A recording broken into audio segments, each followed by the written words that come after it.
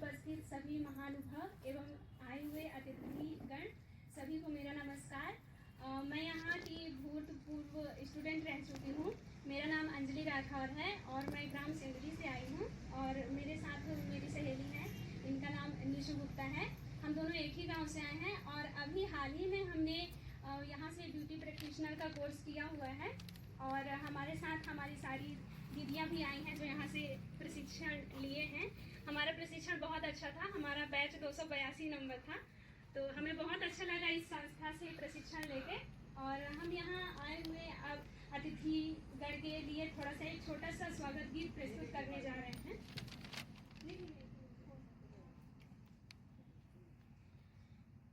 मन की वीणा से गुंजित ध्वनि मंगलम, मन की वीणा से गुंजित ध्वनि मंगलम, स्वागतम स्वागतम स्वागतम स्वागतम स्वागतम स्वागतम स्वागतम। कैसा पावन सुहावन समय आज है, कैसा पावन सुहावन समय आज है। आप आए अतिथियों में सरताज है, आप आए अतिथियों में सरताज है। पीली भांति पूजन करे आज हम, देव की भांति पूजन करे आज हम। स्वागतम स्वागतम स्वागतम स्वागतम स्वागतम स्वागतम स्वागतम स्वागतम। मन की वीणा से गुंजित ध्वनि मंगलम, मन की वीणा से गुंजित ध्वनि मंगलम। स्वागतम स्वागतम स्वागतम स्वागतम स्वागतम गीतम स्वागतम। धन्यवाद। वहाँ वह एजीएम मतलब असिस्टेंट जनरल मैनेजर के पद पर कार्यरत हैं। हमारे बीच उपस्थित चौधरी सर जो कि वेटनरी डिपार्टमेंट से हैं, पूजा मैम और हमारे विभिन्न शाखाओं से आए हुए हमारे शाखा प्रबंधक एवं हमारे किसान भाई एवं एसएचजी से आई हुई हमारी महिलाएं, सबका मैं बहुत बहुत स्वागत करता हूं। इस कृषि आउटरीच प्रोग्राम में मैं बहुत बहुत हार्दिक स्वागत करता हूं, अभिनंदन करता हूं। और मैं ये बताना चाहता हूं कि आज की पोजीशन में जैसे कि कृषि के बिना तो कुछ भी पॉसिबल नहीं है। कृषि यानी कि फार्मर हमारा अन्नदाता कहलाता है, हमारी देश की रीढ़ की हड्डी है, मतलब बिना उसके तो कुछ भी पॉसिबल ही नहीं है। ठीक है, तो मेरा ये कहना है कि अन्नदाता मतलब हमारी जो देश की जीएम सर, एलडीएम सर, पूजन में और हमारे समस्त बैंक के प्रबंधक महोदय, एसएसजी ग्रुप के सभी बहनों, मैं आज के इस कार्यक्रम के तहत सभी का हार्दिक अभिनंदन व्यक्त करता हूं। हमारे कृषि और पशुपालन जो है एक दूसरे के पूरक है, एक दूसरे के पूरक है। हालांकि अभी तकनीकी युग में अभी ट्रैक्टर का प्रयोग होने लगा, लेकिन पुराने ज़माना में हमारे बैल जो है कृषि के कैंप को अटेंड करने के लिए आए। तो सबसे पहले ये बहुत सारी यहाँ पे चीज़ें रखी हुई है, तो कम से कम एक एक पीस आप लोग ले लीजिएगा। ये काफ़ी काम का है, हमने भी एक झलक इसको देखा और इसको समझने की कोशिश कीजिए, क्योंकि वक्त के साथ चलने की ज़रूरत है। अब सरकार के बहुत सारी स्कीम्स है, तो अनभिज्ञता के अभाव में हमें जानकारी ही नहीं है, तो हम उसका लाभ नहीं ले पाते हैं। साथ ही आपके पीछे इतना बड़ा पोस्टर लगा हुआ है पीएम कुसुम योजना, तो ये क्या है? ये कोई ना कोई तो करता होगा, आप अभी नहीं करती हैं, ठीक है, लेकिन आप भी कर सकती हैं, क्योंकि जो करता है उससे आप में क्या डिफरेंस है? भगवान ने आपको एक जैसा बनाया है। इसी तरह SHG NRLM तो आप करते हैं, बहुत बढ़िया। तो इसमें और बेहतर क्या कर सकते हैं? उसी तरह उधर मेगा एग्रीकल्चर का जो है 4-5 स्कीम है जो यहाँ से दिख रहा है, पोल्ट्री है। तो ये सब चीजों की जानकारी जो बुकलेट जो है, जो लीफ है, इसमें है, तो थोड़ा इसे पढ़े। तो जैसा बताया गया है, लेडीज फर्स्ट, महिलाएं की संख्या भी ज्यादा है और हम लोग की रीति के हिसाब से महिलाओं को प्राथमिकता दी जाती है। तो पहले SHG की महिलाओं का बहुत बहुत स्वागत। जैसे क्या है कि बैंक के पास बहुत सारा स्कीम्स है, लेकिन हम लोग SHG की जो महिलाएं हैं उन्हीं को लोन देने के लिए क्यों उत्सुक होते हैं? तो इसमें दोनों का फायदा है। फायदा ये है कि एक तो आपको भी जो है, यदि आप प्रॉम्प्ट रीपेमेंट करते हैं तो आपका फायदा ये है कि आपको मिनिमम 4% के रेट पे आपको लोन मिल जाता है। 7 तो जनरल है और आपने रीपेमेंट कर दिया तो 3% इंटरेस्ट सब्सिडी के साथ 4% मिलता है।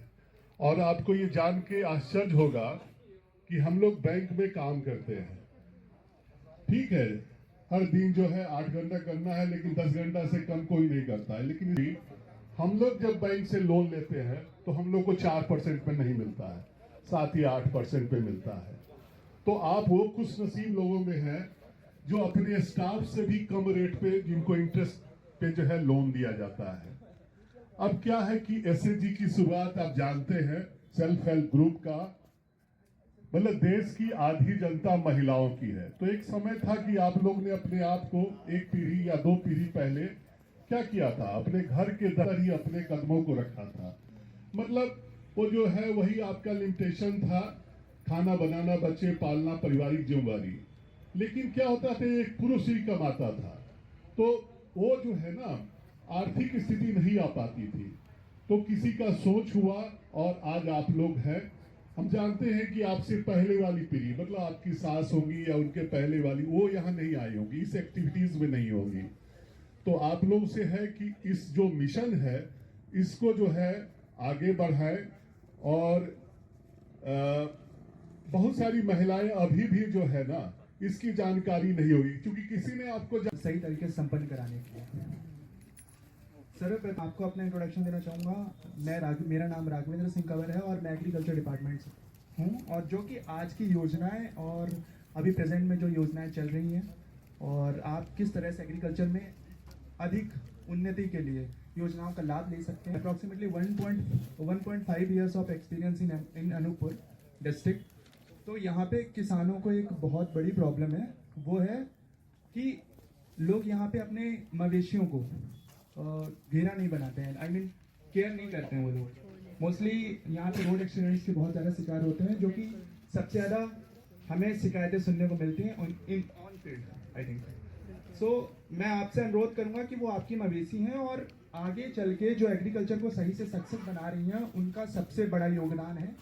और जो आप मिल्क प्रोडक्शन और ये सारी चीज़ें हैं वो भी बहुत ज़्यादा इंपॉर्टेंट है आपके लिए, वो आपके हेल्थ को भी इम्प्रूव कर। सर ने तो वैसे सारी योजनाएं बता चुके हैं। एग्रीकल्चर डिपार्टमेंट से जो सर ने बताया है एरा प्रथा, आप लोग ये बताइए कि एरा प्रथा का सबसे बड़ा नुकसान क्या है?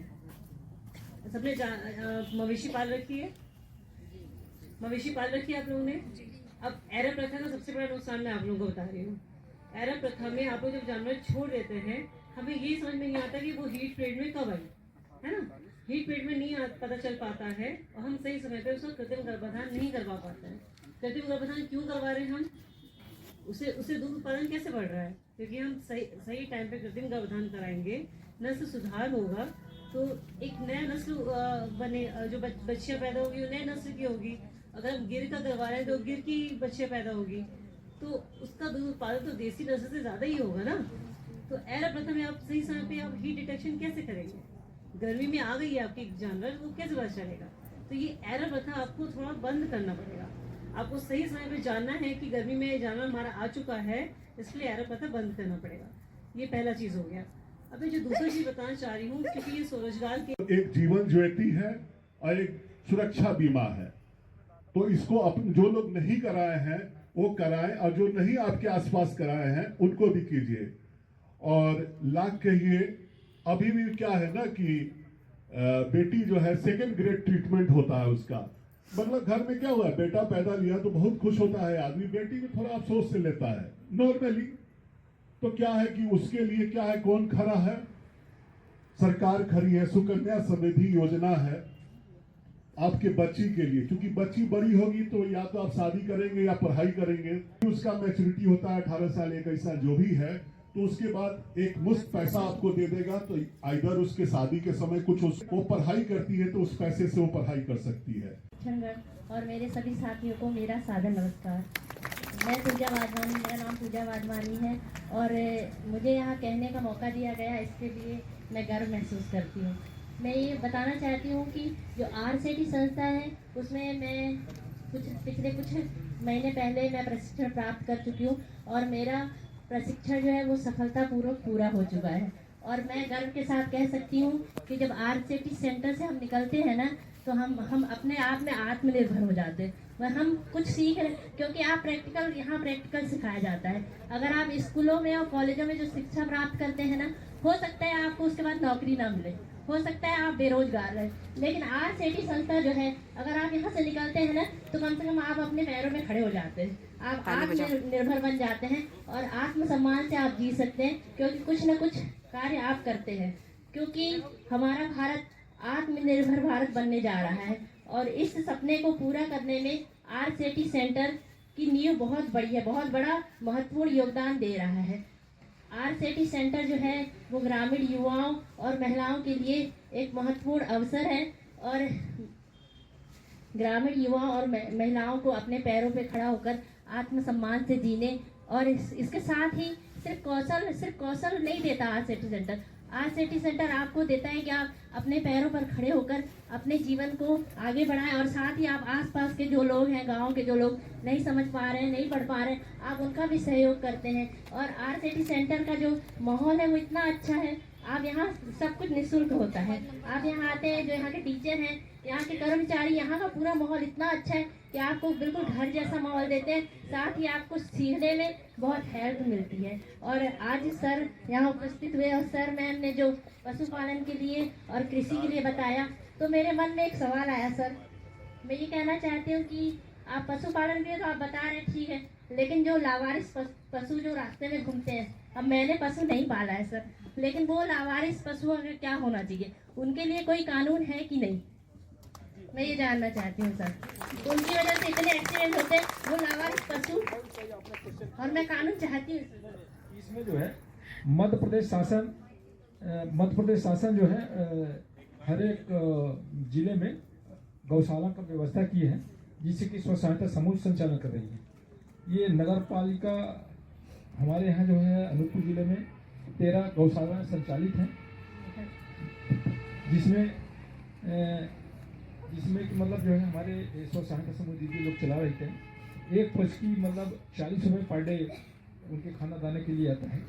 और हमारा पशुपालन विभाग जो है उसमें केवल जो है पशु उपचार, टीका की व्यवस्था करता है। अन्य पंचायत विभाग से जो है गौशाला का निर्माण होता है, जिसे जिला CO के माध्यम से आपका जनपद पंचायत के ग्राम से वो है, तो गौशाला का निर्माण जो है पूरा एजेंसी जो है ग्राम पंचायत संचालन करती है इसमें। और अभी कलेक्टर साहब के माध्यम से जो है एक लेटर निकल खाली गौशाला है, उनमें उनको लेकर के नगर पंचायत के माध्यम से, क्योंकि हमारे यहाँ विभाग में कोई प्रकार के वाहन वगैरह नहीं, न कर्मचारी है, न पावर की कमी है, तो सभी ग्राम पंचायत CO को लेकर लेके गया था कि मतलब जो है आवारा पशु है उनको ले जा करके कहाँ रखें, गौशाला में सुरक्षित रखवा दे। और क्षमता कितनी है अभी 13 गौशाला में मतलब 100, लेकिन 150 200 तक मतलब अभी वहाँ पर पशु रखे जा रहे हैं। और जो पाल रहे हैं उनकी जिम्मेदारी नहीं है सर, वो उनका ध्यान नहीं रख सकते, तो आप उठा के ले जाइए ना सर, दीजिए ही नहीं वापस। जब वो पालते हैं, वो संभालते हैं, ये मध्य प्रदेश शासन जितने भी गौशाला खुलती है तो उसमें जो निराश्रित पशु हैं या अहरा पशु हैं तो उनको उन गौशाला में रखा जा सकता है। और सबसे बड़ी बात, जैसे नहीं डॉक्टर पूजा मैम ने कहा था कि अहरा प्रथा पहले हमारे पूर्वज क्या करते थे, जैसे 2 फसल लेते थे ना, तो जब फसल आ जाती थी तो गांव में डोरी पिटवा देते थे, मुनादी करवा देते थे कि आज से हमारे खेतों की बोनी हो गई है, सभी किसान बंधु अपना अपना जानवर बांध लें और बांध के खिलाई पिलाई करें। ठीक है ना, ये होता था। लेकिन आज हम गौ माता चिल्ला तो रहे हैं, लेकिन गौ माता की कितनी दुर्दशा है ये आप लोग स्वयं जानते हैं। हम देखते हैं जितने भी संगठन है, हमारे यहाँ 1962 चलती है, 1962 के 5 बजे तक उसका रहता है। कोई 1962 किया, वहाँ पर मध्य प्रदेश शासन के द्वारा जो है 150 रुपये शुल्क लिया जाता है, वहाँ पर हमारे लोग पहुँच जाते हैं और दवाई कर देते हैं। अब समस्या उस बात की है जो संगठन है, जितने संगठन है, अब वहाँ पर वो 150 रुपये हमारे आधी रात तक हमारे कर्मचारी अधिकारी आधी रात जाकर के जब एक्सीडेंट जानवर हो जाते हैं तो जब तक दूध देगी तब तक ये उसका यूज करेंगे, फिर उसको छोड़ देंगे, लोग मरे चाहे कुछ भी हो, एक्सीडेंट हो चाहे कुछ भी हो, कोई भी नहीं जागरूक होगा सर। नहीं तो मैडम ये सभी की जिम्मेदारी है सर, बस सब नहीं समझते ना सर, इसलिए तो बोले आग उठा के जानवर ले जाइए ना, फिर समझेंगे, जब उनको नुकसान होगा तब समझेंगे सर। कोई नहीं समझता, मैं देखता हूँ ये प्रशासन के लिए तो बोले सर इस पर प्रशासन कानून बनना करेगा। चाहिए। मैं तो पहली बार मेरी लाइन यही थी कि इस पर कानून बनना चाहिए और वो भी सख्त कानून बनना चाहिए। बिल्कुल बिल्कुल। हमारे यहाँ जो है पशुओं में कान में बिल्ला लगता है, आधार कार्ड, एक प्रकार से आधार कार्ड। फिर मध्य प्रदेश शासन यदि लागू कर दे कि जो व्यक्ति जिसका पशु है वो छोड़ दिया जाए तो उसके ऊपर पेनाल्टी, सब प्रकार से बैंक लोन सब बंद कर दें, सब जो सोसाइटी में 5 किलो गेहूँ सब बंद किया जाए, तब ये स्थिति को थोड़ा सुधारा जा सकता है, लेकिन सबका सहयोग रहेगा तभी। सर आप लोग करिए ना सर, इन लोग कुछ नहीं करेंगे, आप लोग कर सकते हो सर, इसके लिए एक आप हाँ। करिए, कानून बनाइए, तो कुछ भी कीजिए, लेकिन इनको सर सिखाइए, छोड़ देते हैं रात। मैम ये निवेदन है कि जनप्रतिनिधि, ये विधानसभा का क्वेश्चन है, अब विधानसभा में जब पारित होगा तभी ये मैं संभव है। करूँगी सर, उसको मैं भी करूँगी सर, आप इसको विधानसभा करूँगी में सर। पारित होगा तभी संभव है। और और इससे जो है आयरा प्रथा यदि बंद होगा तो अपना जो है जुताई का रकबा विकसित होगा और आप जो है रबी की भी फसल ले सकेंगे, क्योंकि अनूपपुर में एक ही फसल लेते हैं धान के अलावा, इसके बाद जो है अपने मतलब खाली रहता है ना। और जैविक खेती को बढ़ावा भी मिलेगा, कई उसमें फायदे हैं। और वो जो लोन वाला प्रोसेस है सर, वो सुनकर तो मेरे को लोन लेने की इच्छा होने लगी सर। अब मैं भी लोन लूंगी सर, और आप लोग हेल्प करिए सर, मेरे को ज़्यादा से ज़्यादा लोन चाहिए, मैं दूंगी सर, टाइम से दूंगी सर। ठीक है। एक सभी से रिक्वेस्ट है कि हमारा मोबाइल नंबर ले लें, किसी को पशुपालन विभाग से कोई योजना चाहिए तो मैं डॉक्टर बीबी ने हमारी बहुत सहायता की, और कहीं ना कहीं हमारे मन में आत्मविश्वास तो जगा दिया, आगे चल के हम कुछ भी करें लेकिन कुछ ना कुछ तो करेंगे, खाली नहीं रहेंगे, कुछ ना कुछ तो करेंगे। ठीक है, धन्यवाद।